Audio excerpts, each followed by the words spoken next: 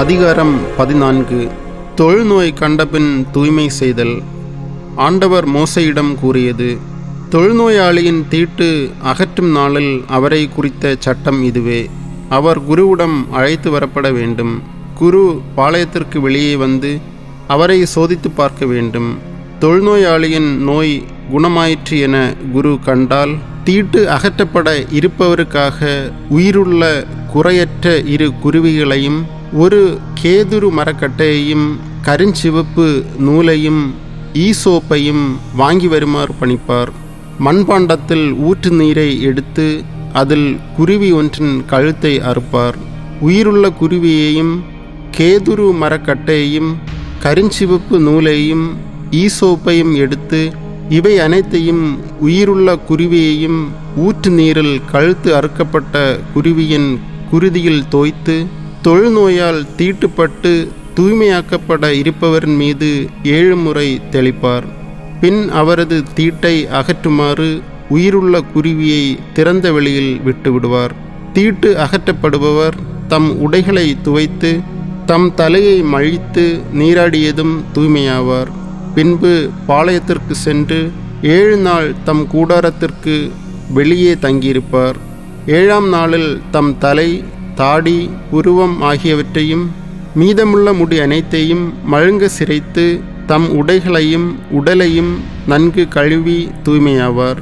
8வது நாள் 1 வயது நிரம்பிய பழுதற்ற ஓர் ஆட்டையும் 2 கிடாய் குட்டிகளையும் 20 படி அளவுள்ள மரக்காலில் 10 3 மாவை எண்ணெயில் பிசைந்து தயாரித்த உணவு படையலையும் ஆழாக்கு எண்ணெயையும் கொண்டு வர வேண்டும். தூய்மைப்படுத்தவிருக்கும் குரு தீட்டு அகற்றப்படவிருக்கும் மனிதரையும் பலிப்பொருட்களையும் சந்திப்பு கூடார வாயிலுக்கு கொண்டு வருவார். பின்னர் குரு ஆழாக்கு எண்ணெயையும் கிடாய்க்குட்டிகளில் ஒன்றையும் குற்றம் நீக்கும் பலியாக ஒப்பு கொடுப்பார். ஆண்டவர் திருமுன் ஆரத்தி பலியாக அவற்றை செலுத்துவார். பாவம் போக்கும் பலிக்கும் எரிபலிக்கும் உரியவற்றை வெட்டும் தூய இடத்தில் கிடாய்க்குட்டியையும் வெட்டுவார். இந்த குற்றப்பழி நீக்கும் பலி பாவம் போக்கும் பலி போன்று குருவுக்கு உரியது, ஏனெனில் அது மிகவும் தூய்மையானது. குற்றம் நீக்கும் பலியின் குருதியில் குரு சிறிது எடுத்து தீட்டு அகற்றப்பட இருப்பவரின் வலக்காது மடல், வலக்கை பெருவிரல், வலக்கால் பெருவிரல் ஆகியவற்றில் பூசுவார். பின்பு குரு அந்த ஆழாக்கு எண்ணெயில் சிறிது தம் இடக்கையில் ஊற்றி தம் வலக்கை விரலை அதில் தோய்த்து 7 முறை அந்த எண்ணெயை ஆண்டவர் திருமுன் தெளிப்பார்.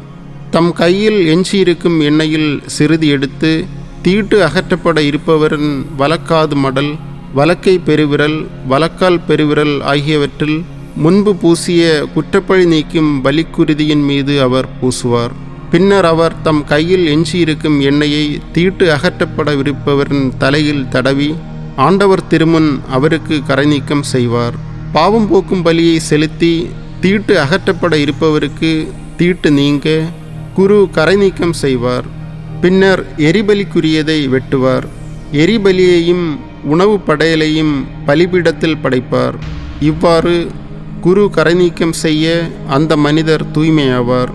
இவற்றை செலுத்த இயலாத ஏழையாயிருந்தால் அவர் குற்றப்பழியை போக்க ஆரத்தி பலியாகவும் குறைநீக்க பலியாகவும் 1 கிடாய் குட்டியையும், உணவு பலியாக 20 படி அளவுள்ள மரக்காலில் 10 மாவை எண்ணெயில் பிசைந்து தயாரித்த உணவு படையலையும், ஆழாக்கு எண்ணெயையும், தம் நிலைமைக்கு ஏற்ப 2 புறாக்கள் அல்லது 2 புறா குஞ்சுகளையும் கொண்டு வர வேண்டும். ஒன்று பாவம் போக்கும் பலியாகவும் மற்றது எரிபலியாகவும் அமையும். அவற்றை அவர் 8ஆம் நாளில் சந்திப்பு கூடார வாயிலில் ஆண்டவர் திருமுன் தம் தீட்டை அகற்றி கொள்வதற்காக கொண்டு வர வேண்டும். குற்றப்பழி நீக்கும் கிடாய்க்குட்டியையும் ஆழாக்கு எண்ணெயையும் குரு வாங்கி ஆண்டவர் திருமுன் ஆரத்தி பலியாக காட்டுவார். குற்றப்பழி நீக்கும் கிடாய்க்குட்டியை அடித்து அதன் இரத்தத்தில் சிறிது பிடித்து தீட்டு அகற்றப்பட இருப்பவரின் வலக்காது மடலிலும், வலக்கை பெருவிரலிலும், வலக்கால் பெருவிரலிலும் பூசுவார். பின்னர் அவர் தம் இடக்கையில் சிறிது எண்ணெய் ஊற்றி தம் வலக்கை விரலை அதில் தோய்த்து 7 முறை அந்த எண்ணெயை ஆண்டவர் திருமுன் தெளிப்பார். தம் கையில் எஞ்சியிருக்கும் எண்ணெயில் சிறிது எடுத்து தீட்டு அகற்றப்பட இருக்கிறவரின் வலக்காது மடல், வலக்கை பெருவிரல், வலக்கால் பெருவிரல் ஆகியவற்றில் முன்னர் பூசிய குற்றப்பழி நீக்கும் பலிக்குருதியின் மீது அவர் பூசுவார். பின்னர் அவர் தம் கையில் எஞ்சியிருக்கும் எண்ணெயை தீட்டு அகற்றப்பட இருப்பவரின் தலையில் தடவி ஆண்டவர் திருமுன் அவருக்கு கரை நீக்கம் செய்வார். பின்னர் தீட்டு அகற்றப்பட இருப்பவர் தம் நிலைமைக்கு தக்கவாறு கொண்டு வந்த புறா எனினும் புறா குஞ்செனினும் அவற்றில் ஒன்றை பாவம் போக்கும் பலியாகவும் மற்றதை எரிபலியாகவும் உணவு படையலோடு படைப்பார். இவ்வாறு குரு தீட்டு அகற்றப்படுபவருக்கு ஆண்டவர் திருமுன் கரை நீக்கம் செய்வார்.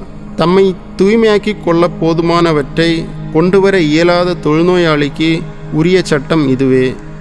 தொழுநோய் வீடு.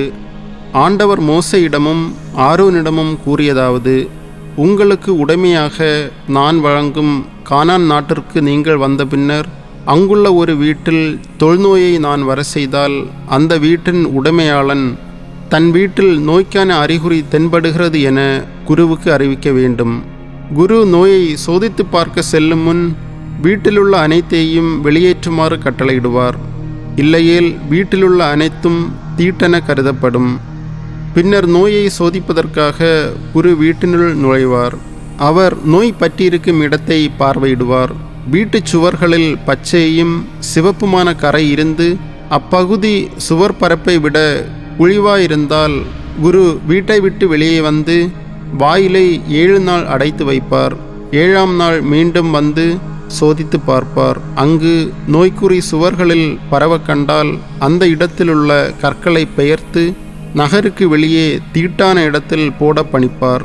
வீட்டின் உட்சுவரை செதுக்கி செதுக்கப்பட்ட பூச்சு மண்ணை நகருக்கு வெளியே தீட்டான இடத்தில் கொட்டிவிட்டு பெயர்த்த கற்களுக்கு பதிலாக வேறு கற்களை கொண்டு வந்து வேறு மண்ணை எடுத்து பூச சொல்வார். கற்களை மாற்றி சுவரை கொத்தி பூசி புதியதாக்கிய பின்னர் அந்நோய் வீட்டிற்கு மீண்டும் தென்பட்டால் குரு வந்து பார்ப்பார். நோய் வீட்டில் இடம்பெற்றதெனில் அது வளரும் தொழுநோய், அது தீட்டும் ஆகும். எனவே வீட்டை இடித்து அதன் கற்களையும் மரங்களையும் மண்ணையும் நகருக்கு வெளியே தீட்டான இடத்தில் போட வேண்டும். வீடு மூடப்பட்டிருக்கும் நாள்களில் அதனுள் செல்பவன் மாலை வரை தீட்டுப்பட்டவன் ஆவான். வீட்டிலே படுத்திருந்தவனும் அவ்வீட்டில் உணவு உண்டவனும் தங்கள் உடைகளை வெளுக்க வேண்டும். வீடு பூசப்பட்ட பின் குரு மீண்டும் வந்து அங்கு நோய் பரவவில்லை என கண்டால் அந்த வீடு தூயது என அறிவிப்பார். ஏனெனில் நோய் குணமாகிவிட்டது. வீட்டின் கரையை நீக்க 2 குருவிகள், கேதுருக்கட்டை, சிவப்பு நூல், ஈசோப்பு ஆகியவற்றை குரு எடுப்பார். ஒரு குருவியை மண்பாண்டத்திலுள்ள ஊற்று நீரில் கொல்வார். கேதுருக்கட்டையையும் ஈசோப்பையும் சிவப்பு நூலையும் உயிருள்ள குருவியையும் கொல்லப்பட்ட அக்குருவியின் குருதியிலும் ஊற்று நீரிலும் தோய்த்து வீட்டின் மேல் 7 முறை தெளிப்பார். குருவியின் குருதி, ஊற்று நீர், உயிருள்ள குருவி, கேதுருக்கட்டை, ஈசோப்பு, சிவப்பு நூல் ஆகியவற்றால் வீட்டை கரை நீக்கம் செய்வார். உயிருள்ள குருவியை குடியிருப்புக்கு வெளியே மைதானத்தில் விட்டுவிட வேண்டும். இவ்வாறு வீட்டிற்கான கரை நீக்கம் செய்ததும் அது தூய்மையாகும். இது அனைத்து தொழுநோய்க்கும், சொறிக்கும், உடையிலுள்ள கரைக்கும், வீட்டு நோய்க்கும், வீக்கம், சிரங்கு, வெள்ளைப்படை ஆகியவற்றுக்குமான சட்டமாகும். எப்போது தீட்டு எப்போது தூய்மை என முடிவு செய்வதற்குரிய தொழுநோய்க்கான சட்டமும் இதுவே.